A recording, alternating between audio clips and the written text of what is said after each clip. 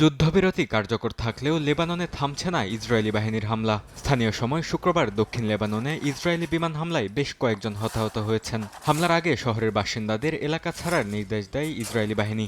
জোরপূর্বক বাস্তুচ্যুতির এই নির্দেশের পর অনেক পরিবার এলাকা ছাড়তে শুরু করলেও নিরাপদ আশ্রয়ে পৌঁছাতে পারেনি অনেকেই। এরপরই শুরু হয় বিমান হামলা।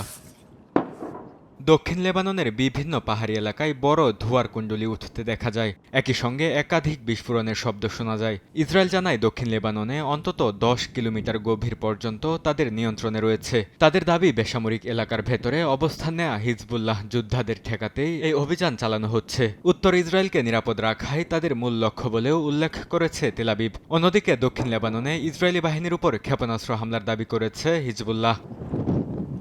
লেবাননের স্বাস্থ্য মন্ত্রণালয়ের তথ্য অনুযায়ী মার্চের শুরু থেকে চলমান যুদ্ধে এখন পর্যন্ত দেশটিতে নিহত হয়েছেন ২,৭০০-র বেশি মানুষ। সংঘাতের কারণে বাস্তুচ্যুত হয়েছেন প্রায় ১২ লাখ বাসিন্দা। সীমান্তবর্তী বহু শহর ও গ্রাম প্রায় জনশূন্য হয়ে পড়েছে। অব্যাহত বিমান হামলা ও গোলাবর্ষণে ক্ষতিগ্রস্ত হয়েছে ঘরবাড়ি ও অবকাঠামো।